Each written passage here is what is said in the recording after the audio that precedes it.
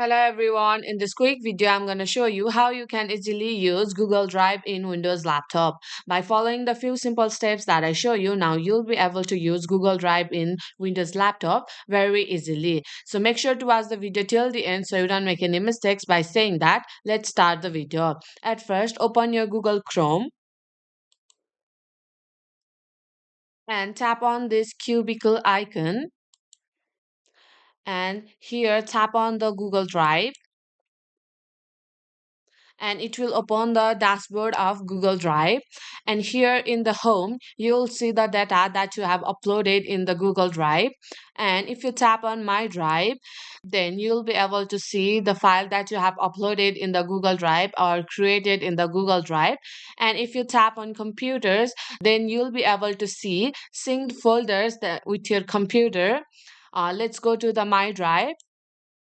And here, if you want to create a new folder in the Google Drive, you have to tap on plus icon and tap on new folder and enter the name that you like for your folder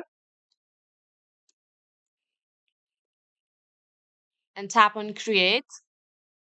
And here, if you want to upload any files from your computer, you have to tap on file upload, and you can select any file that you want to upload to the Google Drive, and you can upload your files from your PC.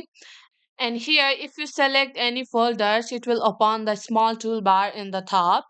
And here, if you tap on this icon, you'll be able to share your files with your friends or families through your email. And if you tap on this icon, then you'll be able to download your files into your PC. And here, if you tap on this icon, you'll be able to move your files. And here, if you tap on this icon, you'll be able to copy the link of your file and share it to your friends and families. So this is how you can use Google Drive in the Windows laptop.